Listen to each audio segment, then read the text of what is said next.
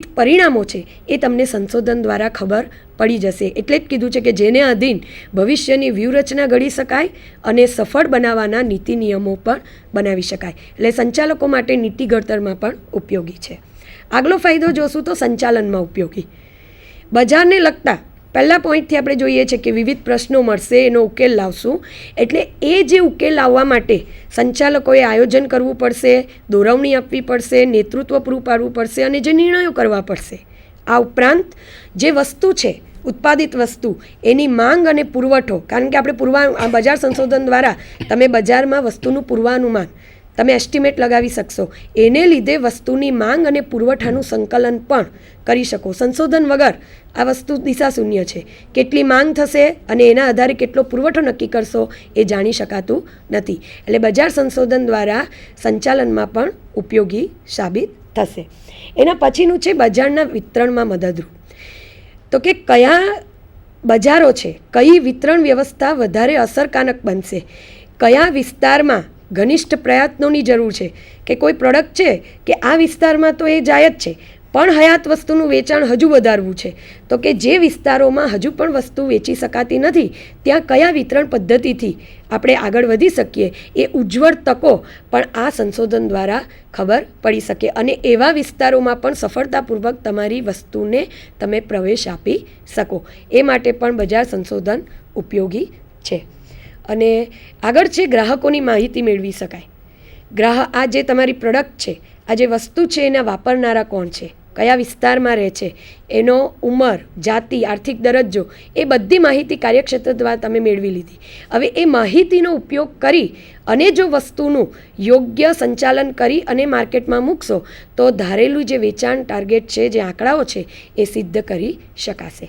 આ સિક્કાની જે એક બાજુ છે ફાયદા એ ઘણા છે. હવે પછીના જે ફાયદા છે ડૉક્ટર ટીકાવાલા મેડમ ચર્ચા કરશે.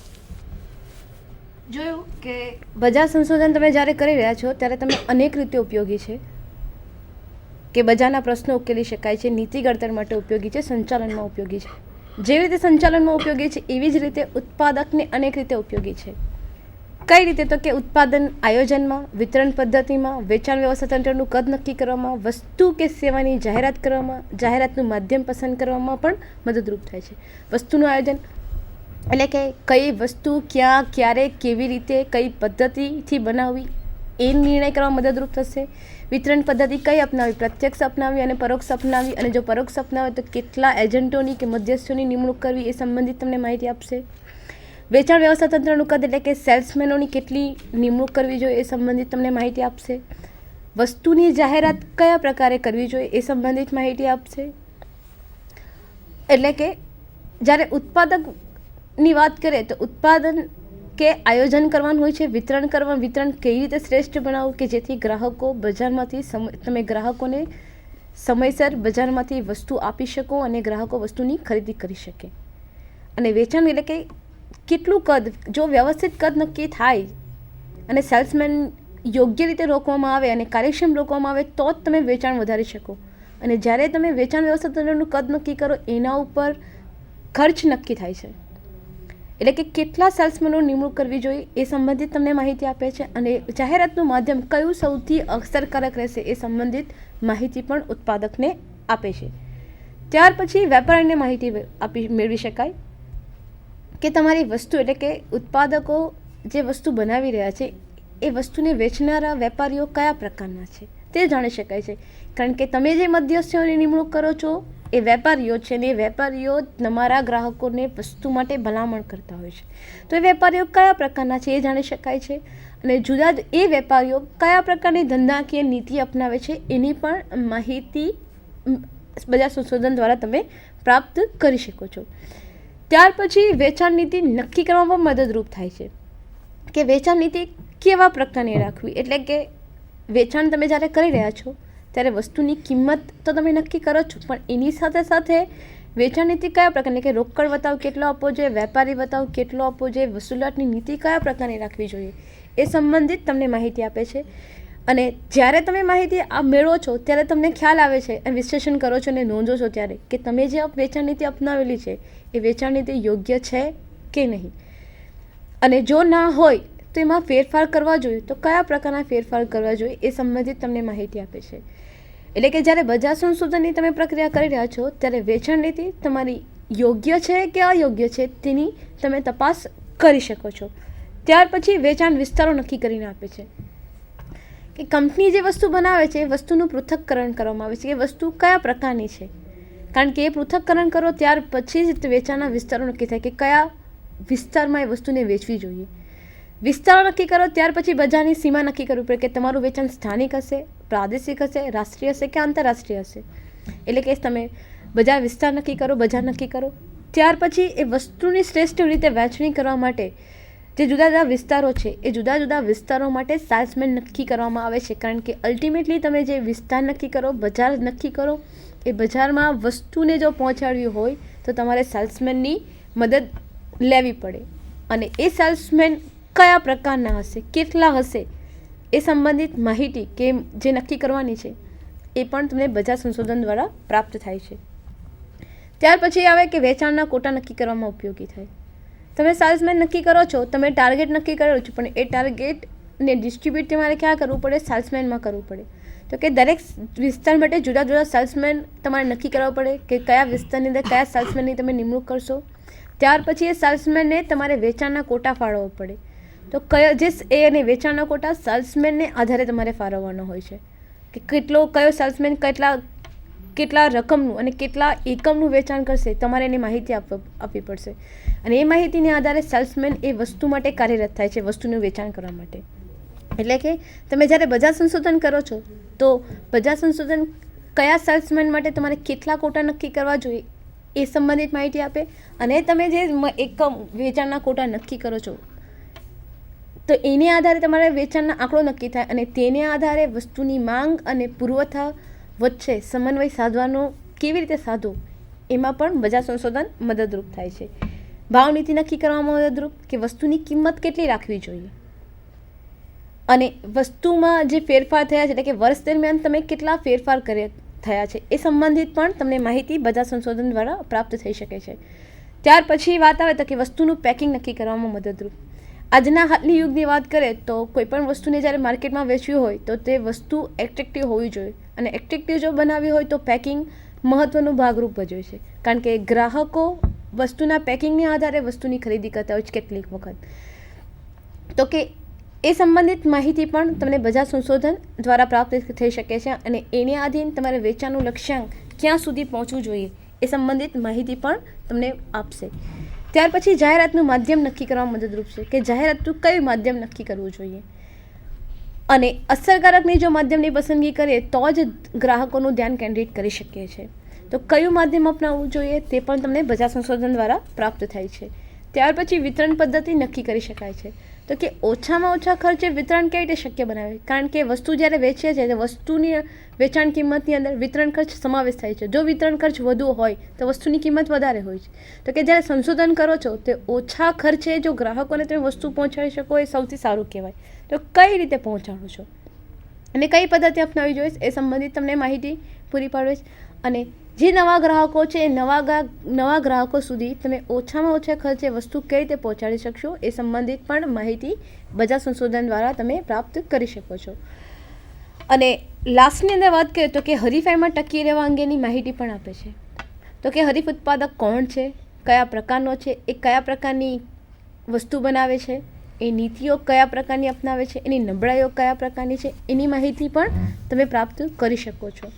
અને તે ઉપરાંત જે તમે હરીફ કેટલા ઉત્પાદકો છે એ હરીફ કંપની કયા પ્રકારની વસ્તુ બનાવે છે, કયા પ્રકારની નીતિ અપનાવેલી છે, કયા પ્રકારની નબળાઈઓ છે એ સંબંધિત તમે જ્યારે માહિતી પ્રાપ્ત કરી રહ્યા છો તો એ માહિતીને આધારે હરીફાઈમાં ટકી રહેવા માટે તમારે કયા પગલાં લેવા જોઈએ, કયા પ્રકારનું વ્યૂહરચના અપનાવવી જોઈએ એ સંબંધિત માહિતી પણ પ્રાપ્ત કરી શકો છો.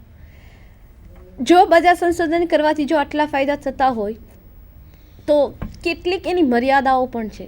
એ મર્યાદાઓને ધ્યાનમાં રાખવી જરૂરી છે. જો મર્યાદાઓને ધ્યાનમાં રાખીએ તો જ બજાર સંશોધન કંપની માટે કે ઉત્પાદક માટે ફાયદાકારક સાબિત થઈ શકે. તો એની મર્યાદાઓ કઈ હશે એ જોઈએ અને એની ચર્ચા કરશે ચક્ષુ મેમ. 21મી સદીમાં બજાર સંશોધને ખૂબ જ ઝડપી વિકાસ કર્યો છે. ખરેખર એ ઉત્પાદક કે કંપની માટે આશીર્વાદરૂપ છે, પણ આ મિશ્ર આશીર્વાદ છે. એની કેટલીક મર્યાદાઓ રહેલી છે. એમાં જો પહેલી મર્યાદા જોઈએ તો ખર્ચાળ છે.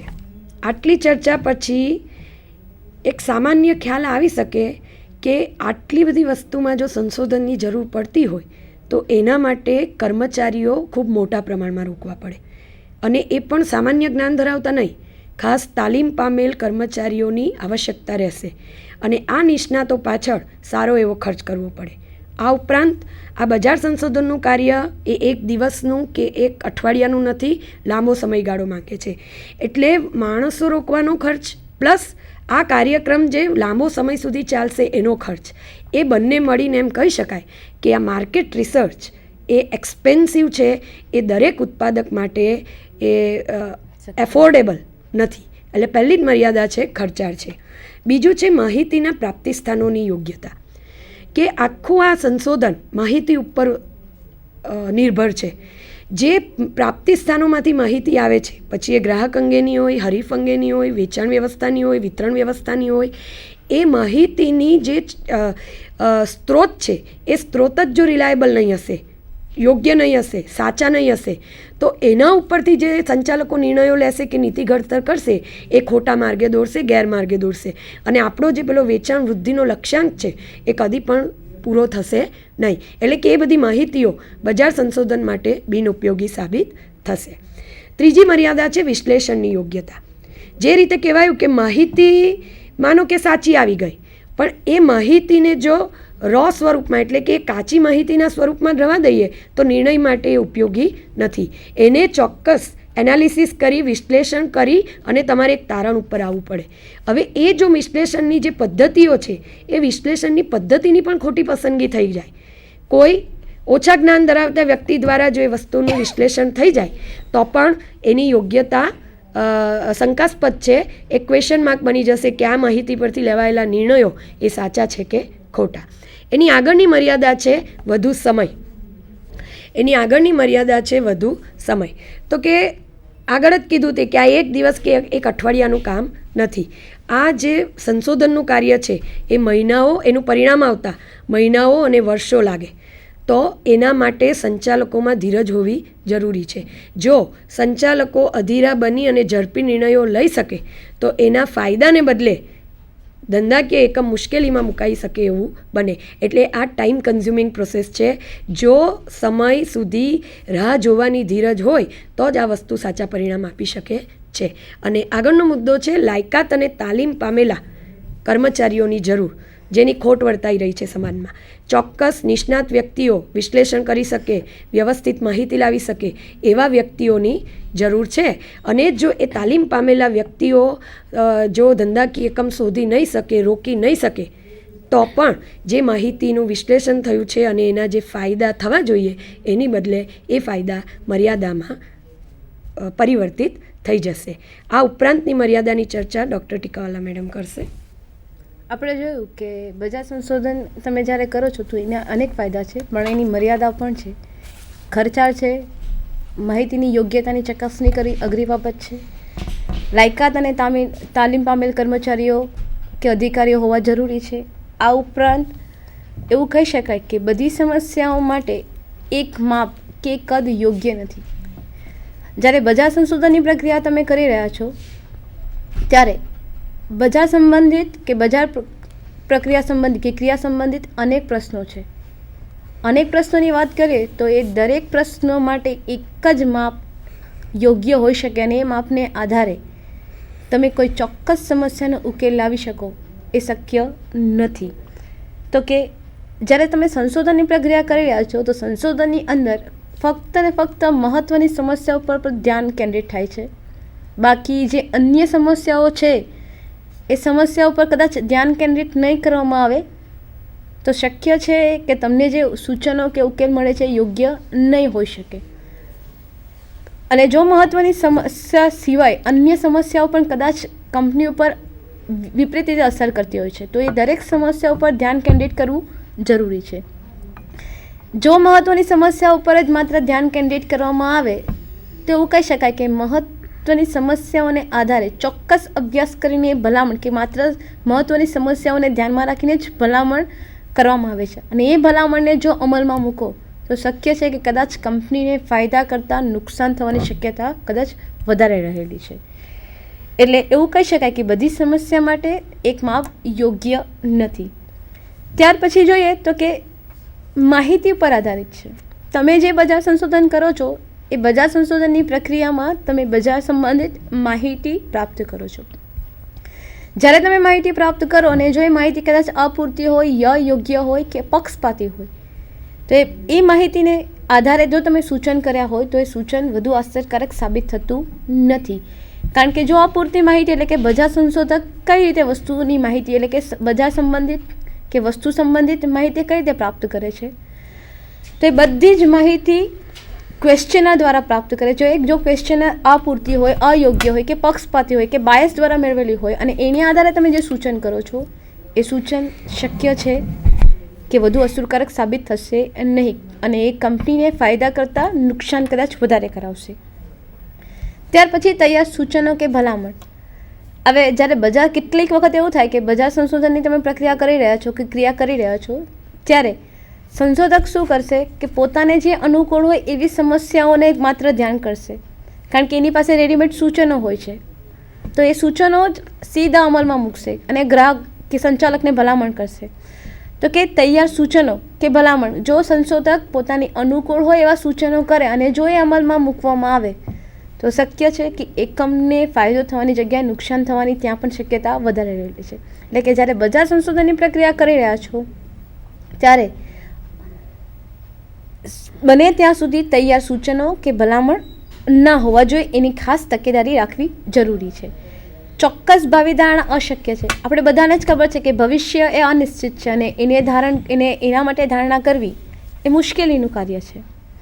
જ્યારે તમે બજાર સંશોધનની માહિતી પ્રાપ્ત કરી રહ્યા છો એ માહિતીને આધારે તમારે ભવિષ્યની ધારણા કરવાની હોય છે અને એ ધારણા કરવી કદાચ અશક્ય છે. અને જો ખોટી ધારણા થઈ જાય અને એ ધારણાને સાચી પડવા માટે જે સૂચન કે ભલામણ કરવાના હોય એક ભલામણ કરવાનું કે સૂચન આપવાનું કાર્ય પણ મુશ્કેલ છે. એટલે કે તમે ભવિષ્ય માટે ચોક્કસ ધારણા નહીં કરી શકો, અપેક્ષિત ધારણા કરી શકો છો અને એને આધારે તમે સૂચન કે ભલામણ કરી શકો છો.